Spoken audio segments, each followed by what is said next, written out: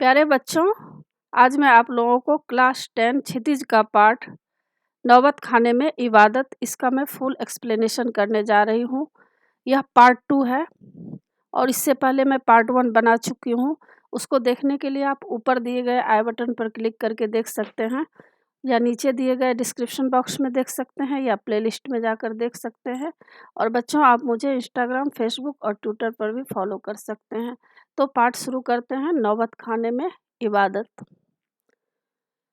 बिस्मिल्लाह खां और शहनाई के साथ जिस एक मुस्लिम पर्व का नाम जुड़ा है वह मुहर्रम है।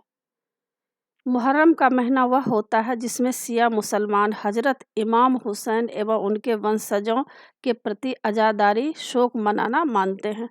तो बच्चों, आप लोग जानते होंगे कि मुहर्रम मुहर्रम पर्व होता है मुस्लिम लोगों के लिए।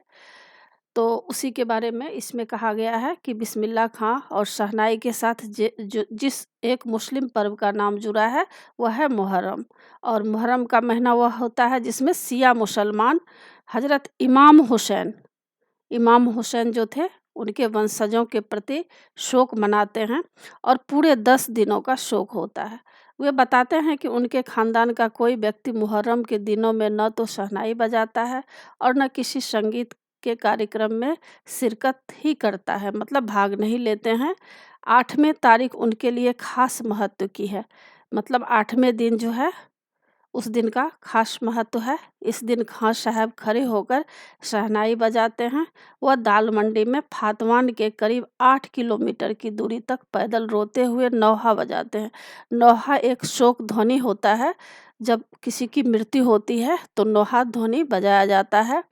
तो इस तरह से बिस्मिल्लाह खान जो है 8वीं तारीख उनके लिए खास महत्व का तारीख होता है। इस दिन खान साहब क्या करते थे, खड़े होकर शहनाई बजाते थे और दाल मंडी में फातवान, मतलब जगह का नाम है, फातवान के करीब 8 किलोमीटर की दूरी तक पैदल रोते हुए नौहा बजाते हैं। तो यह सब आप लोगों को याद रखना है। इस दिन कोई राग रागनी नहीं बजता। राग रागनियों की अदायगी का निषेध है, मतलब उस दिन कोई दूसरा राग लोग नहीं बजाते हैं। कोई जो है मंगल ध्वनि यह सब कोई भी राग नहीं बजता है। उस दिन यह सब मना होता है क्योंकि यह शोक का पर्व है। उस दिन कोई राग रागनी नहीं बजाया जाता है। उनकी आंखें इमाम हुसैन और उनके परिवार के लोगों की शहादत में नम रहती है, मतलब उन लोगों को इमाम हुसैन जो थे तो उनके लिए लोग मतलब उस दिन मतलब उनके लिए शोक मनाते हैं। अज़ादारी होती है, हजारों आंखें नम होती है, मतलब सब जो है उन्हीं की याद किया करते हैं। 1000 वर्ष की परंपरा पुनर्जीवित, मतलब जो हजारों वर्ष से यह चली आ रही है वह परंपरा आज अभी भी लोग जो है चालू रख रहे हैं। मुहर्रम संपन्न होता है, मतलब मुहर्रम की समाप्ति होती है। एक बड़े कलाकार का सहज मानवीय रूप ऐसे अवसर पर आसानी से दिख जाता है। यानी इस दिन आम इंसान की तरह खां साहब जो हैं इस पर्व को मनाते हैं। मुहर्रम के गमज़दा माहौल से अलग, मतलब दुख भरा माहौल से अलग, कभी कभी सुकून के क्षणों में, मतलब कभी कभी जब खां साहब मतलब अकेले होते थे तो वे अपनी जवानी के दिनों को भी याद करते थे। वे अपने रियाज को कम, उन दिनों के अपने जुनून, मतलब दीवानगी शौक जो थी उनके बारे में भी इस पैराग्राफ में बताया जा रहा है कि उनको किस चीज़ की शौक थी। अपने अब्बाजान और उस्ताद को कम, पक्का महाल की कुलसुम हलवाइन की कचौरी वाली दुकान व गीता वाली और सुलोचना को ज़्यादा याद करते हैं। मतलब उस समय की बातों को याद करते हैं जब कुलसुम हलवाइन जो थी वहाँ वो कचौड़ी उनके यहाँ खाया करते थे, और गीता वाली और सुलोचना जो हीरोइन है उनका वो अक्सर पिक्चर देखा करते थे। उनका जब भी गीता वाली और सुलोचना का कोई भी पिक्चर जब निकलता था तो वो देखने के लिए ज़रूर जाते थे। और कैसे सुलोचना उनकी पसंदीदा हीरोइन रही थी, बड़ी रहस्यमय मुस्कुराहट के साथ गालों पर चमक आ जाती है। मतलब जब भी सुलोचना की बात वो करते थे तो उनके गालों पर चमक आ जाती थी और मुस्कुरा देते थे। खां साहब की अनुभवी आँखें और जल्दी ही खिसक से हँस देने की ईश्वरीय कृपा आज भी बदस्तूर कायम है। मतलब इस बात पर वो हँस दिया करते थे, मुस्कुरा दिया करते थे। इसी बाल सुलभ हँसी में कई यादें बंद हैं। मतलब बच्चों के जैसे निश्चल हँसी वो हँसते थे। वे जब उनका ज़िक्र करते हैं तभी भी उसी नैसर्गिक आनंद में आँखें चमक उठती है। मतलब खुशी से उनकी आँखें चमक उठती थी। अमरुद्दीन अमरुद्दीन तब सिर्फ 4 साल का रहा होगा। मतलब बिस्मिल्लाह खां उस समय 4 साल के थे। छुपकर नाना को शहनाई बजाते हुए सुनता था। मतलब अब जब 4 साल के अमरुद्दीन थे उस समय वे किस तरह से शहनाई बजाने का प्रैक्टिस किया करते थे। तो क्या होता था, नाना जी जब शहनाई बजाकर उठ जाते थे तब वे छुपकर नाना को की शहनाई को बजाते थे और रियाज के बाद जब अपनी जगह से उठकर नाना जी चले जाए तब जाकर ढेरों छोटी बड़ी शहनाइयों की भीड़ से अपने नाना वाली शहनाई ढूंढता और एक एक शहनाई को फेंक कर खारिज करता जाता। सोचता लगता है मीठी वाली शहनाई दादा कहीं और रखे हैं। मतलब उस शहनाई में से उनको ऐसा लगता था कि हर शहनाई को बजाने का कोशिश करते थे, लेकिन नाना जी जैसा सुर शहनाई में से नहीं निकलता था। तो उनको लगता था कि नाना जी उस शहनाई को कहीं छुपा रखे हैं।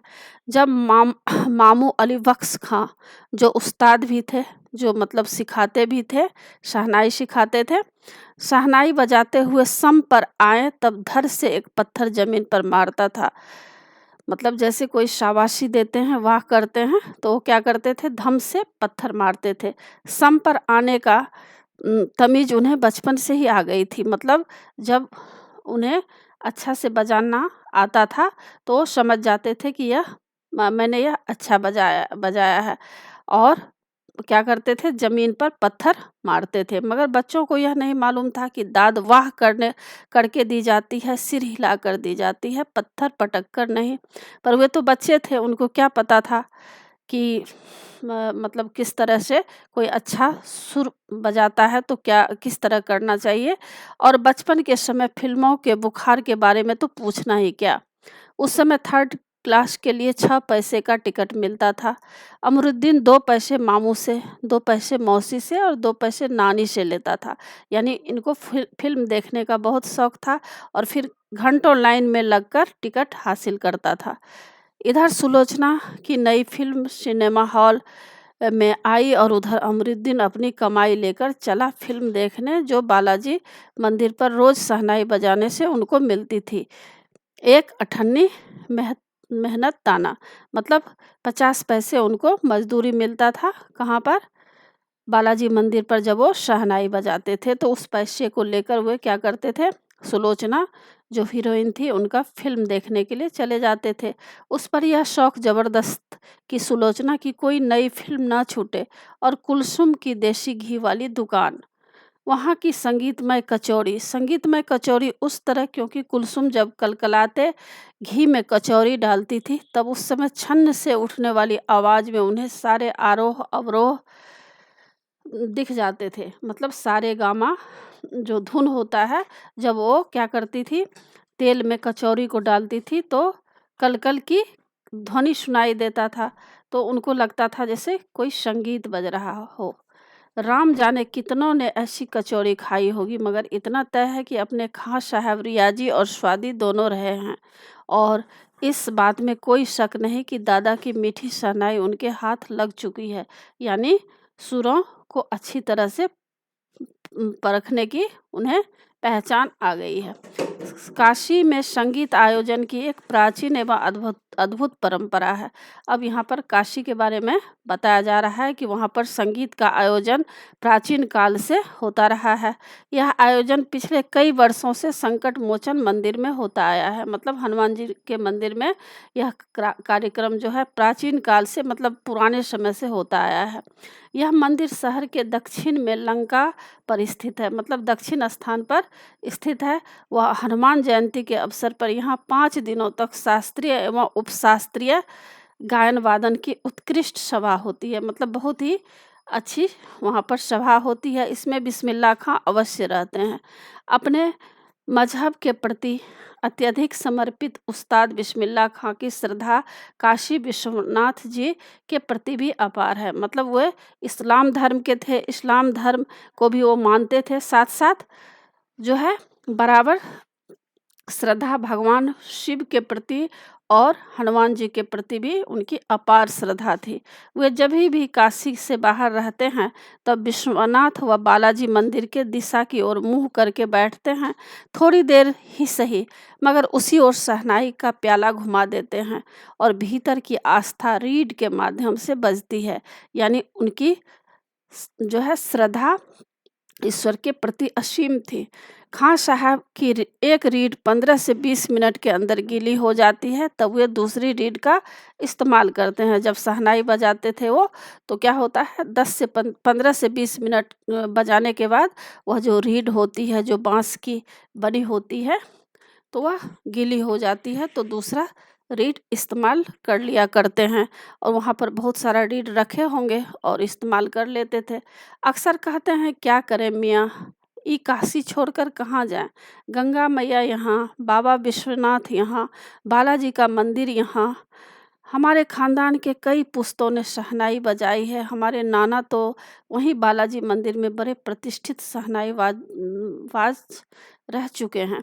तो यहाँ पर जो है बिस्मिल्लाह खां जी को काशी से काफ़ी लगाव है, तो वे काशी छोड़कर कहीं जाना नहीं चाहते हैं। इसीलिए वे कह रहे हैं कि काशी छोड़कर कहाँ जाएं, गंगा मैया यहाँ पर हैं, विश्वनाथ यहाँ पर है, भगवान शिव मतलब शिव का मंदिर भी यहाँ है और हनुमान जी का मंदिर भी यहाँ है। और उनके खानदान के कई पुश्त जो हैं यहीं पे शहनाई बजाते रहे हैं और उनके नाना जी बालाजी मंदिर में बड़े प्रतिष्ठित शहनाईबाज रह चुके हैं। अब हम क्या करें, मरते दम तक यह शहनाई छूटेगी ना काशी। अब वे अंतिम दिन तक काशी में ही रहना चाहते थे। जिस ज़मीन ने उन्हें तालीम दी, मतलब उनका कहना है कि जिस ज़मीन ने मुझे शिक्षा दी, जहाँ से अदब पाई, मतलब जहाँ से मैंने कायदा सीखा रहने का, जीने का, वह कहाँ मिलेगी। शहनाई और काशी से बढ़कर कोई जन्नत नहीं इस धरती पर हमारे लिए। उनका लक्ष्य यही था कि हमेशा वे काशी में ही रहे और अंत समय तक वहीं ही रहे। काशी संस्कृति की पाठशाला है। मतलब वहाँ पर लोग संस्कृति के बारे में जानते हैं कि हमारे देश की संस्कृति कैसी है, हमें किस तरह से जीना चाहिए, कैसे रहना चाहिए। तो काशी में जाकर लोग सीखते हैं। शास्त्रों में आनंद कानन के नाम से प्रतिष्ठित काशी में कलाधर हनुमान व नृत्य विश्वनाथ हैं। काशी में बिस्मिल्लाह खां है। काशी में हजारों साल का इतिहास है, जिसमें पंडित कंठे महाराज हैं, विद्याधरी हैं, बड़े रामदास जी हैं, मौजुद्दीन खां हैं। वह इन रसिकों से उपकृत होने वाला अपार जनसमूह है। यानी काशी दुनिया की पुरानी नगरी माना जाता है। यह एक अलग काशी है, जिसकी एक अलग तहजीब है, मतलब तरीका है, अपनी बोली है, अपने विशिष्ट लोग हैं। मतलब काशी में जो है जब किसी से मिलते हैं तो ऐसा लगता है कि विशिष्ट लोग वहाँ मिलते हैं। मतलब बहुत ही शिक्षित लोग वहाँ पर हैं, ज्ञानी लोग वहाँ पर भरे पड़े हैं। इनके अपने उत्सव हैं, अपना गम है, मतलब सुख दुख अपना है, अपना सेहरा बनना और अपना नोहा, मतलब अपना खुशी है वहाँ पर और अपना दुख है वहाँ पर। आप जहाँ यहाँ संगीत को भक्ति को किसी भी धर्म के कलाकार से, कजरी को चैती से, विश्वनाथ को विशालाक्षी से, बिस्मिल्लाह खां को गंगा द्वार से अलग करके नहीं देख सकते हैं। तो यहाँ पर जो है लेखक कहना चाह रहे हैं कि सब मतलब आपस में एक दूसरे से जुड़े हुए हैं। अक्सर समारोहों एवं उत्सवों में दुनिया कहती है ये बिस्मिल्लाह खां है। बिस्मिल्लाह खां का मतलब बिस्मिल्लाह खां की शहनाई, यानी बिस्मिल्लाह खां का नाम और शहनाई एक दूसरे के पूरक हैं। शहनाई का तात्पर्य बिस्मिल्लाह खां का हाथ से आशय इतना भर कि बिस्मिल्लाह खां की फूंक और शहनाई की जादुई आवाज़ का असर हमारे सिर चढ़कर बोलने लगता है, अर्थात उनका सुर हमें मंत्रमुग्ध कर देता है। हम खो जाते हैं। शहनाई में सरगम भरा है। खां साहब को ताल मालूम होता है, राग मालूम होता है। ऐसा नहीं कि बेताले जाएंगे। शहनाई में 7 सुर लेकर निकल पड़े। शहनाई में परवर दिगार, गंगा मैया, उस्ताद की नसीहत लेकर उतर पड़े। दुनिया कहती सुभान अल्लाह, तिस पर बिस्मिल्लाह खां कहते अल्हम्दुलिल्लाह, मतलब यह ईश्वर की कृपा है। मतलब दुनिया उनकी प्रशंसा किया करते थे तो बिस्मिल्लाह खां क्या कहते थे, यह ईश्वर की कृपा है। छोटी छोटी उपज से मिलकर एक बड़ा आकार बनता है। शहनाई का करतब होने लगता है। बिस्मिल्लाह खां का संसार सुरीला होना शुरू हुआ। फूंक में अजान की तासीर उतरती चली आई। जैसे हम लोग प्रार्थना करते हैं और अजीब अजीब तरह से खो जाते हैं, उसी तरह बिस्मिल्लाह खां का स्वर था। देखते देखते शहनाई 1.5 शतक के साजे से 2 शतक का साज बन साजों की कतार में सरताज हो गई। अमरुद्दीन की शहनाई गूंज उठी।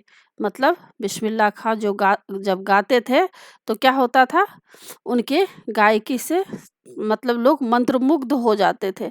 उस फकीर की दुआ लगी जिसने अमरुद्दीन से कहा था बजा बजा, यानी उस फकीर की दुआ उनको लगी और उस फकीर की दुआ लगी जिसने अमरुद्दीन को कहा था बजा बजा। किसी दिन एक शिष्य ने डरते डरते खां साहब को टोका, बाबा आप यह क्या करते हैं, इतनी प्रतिष्ठा है आपकी, अब तो आपको भारत रत्न भी मिल चुका है, यह फटी तहमत न पहना करें। तो एक दिन क्या हुआ, बिस्मिल्लाह खां जी बैठे हुए थे तो एक शिष्या वहाँ पर आई और बिस्मिल्लाह खां को बोलती है कि आप फटी हुई तहमत, मतलब लुंगी जो आप पहने हैं वह फटी हुई पहने हैं, यह अच्छा नहीं लगता है। जब कोई आता है आप इसी फटी तहमत में सबसे मिलते हैं। खां साहब मुस्कुराए, लाड मतलब प्यार से भरकर बोले, धत पगली, ये भारत रत्न हमको शहनैया पे मिला है, लुंगिया पे नहीं। तुम लोगों की तरह बनाव श्रृंगार करते देखते रहे तो उम्र ही बीत जाती, हो चुकती शहनाई। तो उनका कहना था कि मैं मतलब उनका यही कहना था कि मैं अगर बनाव श्रृंगार पर अधिक ध्यान दूंगा तब तो हो गया, मैं शहनाई कभी बजा ही नहीं सकूंगा और कोई रियाज करने का मेरे पास वक्त भी नहीं मिलेगा। लेकिन उन्होंने बिटिया को प्यार से कहा, ठीक है बिटिया आगे से नहीं पहनेंगे, मगर इतना बताए देते हैं कि मालिक से यही दुआ है, फटा सुर न बख्शे। लुंगिया का क्या है, आज फटी है तो कल सी जाएगी। यानी वे सादगी पसंद करते थे और हमेशा उनका लक्ष्य शहनाई बजाने में लगा रहता था और अपना जो है पूरा समय जो है शहनाई को देते थे, क्योंकि वह शारीरिकता से ऊपर उठ चुके थे। उन्हें सिर्फ स्वर को अच्छा से अच्छा दिशा देना पसंद था। जो लोग ईश्वरीय सुख को जान जाते हैं वे शरीर से ऊपर उठ जाते हैं, क्योंकि संगीत भी एक साधना है। वे संगीत के लिए सब कुछ समर्पित कर दिए थे। तो उनका कहना था लुंगिया का क्या है, लुंगिया तो फट जाएगा तो सी लेंगे उसको, लेकिन अगर फटा सुर रहेगा, अगर मैं ठीक से नहीं गा सकूंगा तो फिर कुछ उपलब्धि मेरी हो ही नहीं सकती। मेरा कोई भी मतलब मेरे शहनाई को सुन ही नहीं पाएंगे। सन 2000 की बात है। पक्का महाल मतलब जगह का नाम है। काशी विश्वनाथ से लगा हुआ अधिकतम इलाका से मलाई बर्फ बेचने वाले जा चुके हैं। मतलब काफ़ी दिनों के बाद की बात है जब बिस्मिल्लाह खां गए हैं पक्का महाल, तो देखे कि वहाँ से जो एक मलाई बेचने वाले थे वे अब वहाँ से जा चुके हैं। खां साहब को इसकी कमी खलती है, मतलब उनको दुख लगता है। अब देसी घी की वह बात कहाँ और कहाँ वह कचौड़ी जलेबी। खां साहब को बड़ी शिद्दत से कमी खलती है, मतलब उनको वहाँ की कमी खलने लगी है। अब संगतियों के लिए गायकों के मन में कोई आदर नहीं है। मतलब अब जो है कलाकार के लिए उतना आदर लोग नहीं किया करते हैं, इज्जत नहीं किया करते हैं जितना लोग पहले किया करते थे। खां साहब अफसोस जताते हैं, मतलब उन्हें काफ़ी दुख होता है कि पहले के लोग कितना सबका ख्याल रखा करते थे, सबका इज़्ज़त किया करते थे, लेकिन अब ऐसा देखने को नहीं मिलता है। अब घंटों रियाज़ को कौन पूछता है? हैरान है बिस्मिल्लाह खां। कहाँ वह कजली चैती और अदब का ज़माना। मतलब जब लोग एक दूसरे से प्यार किया करते थे, अब वह सब कुछ भी नज़र नहीं आता। सचमुच हैरान करती है काशी पक्का महाल से जैसे मलाई बरफ गया। संगीत, साहित्य और अदब की बहुत सारी परंपराएं लुप्त हो गई, मतलब चली गई। एक सच्चे सुर साधक और सामाजिक की भांति बिस्मिल्लाह खां साहब को इन सब की कमी खलती है। अब उन्हें काफ़ी दुख हो रहा है। काशी में जिस तरह बाबा विश्वनाथ और बिस्मिल्लाह खां एक दूसरे के पूरक हैं, उसी तरह मुहर्रम, तजिया और होली, अबीर गुलाल की गंगा जमुनी संस्कृति भी एक दूसरे के पूरक रहे हैं। अभी जल्दी ही बहुत कुछ इतिहास बन चुका है, अभी आगे बहुत कुछ इतिहास बन जाएगा। मतलब पहले की बात लोग याद करेंगे। फिर भी कुछ बचा है जो सिर्फ काशी में है। उनका कहना है अभी जब जो भी कुछ थोड़ा बचा है वह काशी में है। काशी आज भी संगीत के स्वर पर जगती है और उसी के थापों पर सोती है। काशी में मरण भी मंगल माना जाता है, यानी काशी को मुक्ति धाम भी कहा जाता है। वहाँ पर अगर किसी की मृत्यु होती है तो कहा जाता है कि उनको मुक्ति मिल गई। काशी आनंद कानन है, मतलब आनंद देने वाला है। सबसे बड़ी बात है कि काशी के पास उस्ताद बिस्मिल्लाह खां जैसे लय और सुर की तमीज़ सिखाने वाला नायाब हीरा है रहा है, जो हमेशा से दो कौमों मतलब जातियों को एक होने का, आपस में भाईचारे के साथ रहने की प्रेरणा देते रहा है। वे मतलब संस्कृति के प्रतीक थे और हिंदू मुस्लिम सबको मिलाकर रखते थे और सबके प्रति श्रद्धा की भावना उनके मन में थी। भारत रत्न से लेकर इस देश के ढेरों विश्वविद्यालयों की मानद उपाधियों से अलंकृत व संगीत नाटक अकादमी पुरस्कार एवं पद्म विभूषण जैसे सम्मानों से नहीं, बल्कि अपनी अजेय संगीत यात्रा के लिए बिस्मिल्लाह खां साहब भविष्य में हमेशा संगीत के नायक बने रहेंगे। यानी उनको अनेकों सम्मान मिला था, पद्म विभूषण, मतलब बहुत सारा पुरस्कार उनको मिला था। 90 वर्ष की भरी पूरी आयु में 21 अगस्त 2006 को उनकी मृत्यु हो गई और संगीत रसिकों की हार्दिक सभा से विदा हुए खां साहब की सबसे बड़ी देन हमें यही है कि पूरे 80 बरस उन्होंने संगीत को संपूर्णता व एकाधिकार से सीखने का जिजीविषा, मतलब जीने का लालसा को अपने भीतर जिंदा रखा। यानी 80 साल तक उन्होंने रियाज किया और पूरी लगन के साथ अपनी संगीत साधना में अंतिम समय तक लगे रहे। तो बच्चों, इसी के साथ पाठ की समाप्ति होती है। आशा है आप लोगों को सारा पाठ अच्छी तरह समझ में आ गया होगा और एग्ज़ाम के लिए तैयार कर लीजिएगा।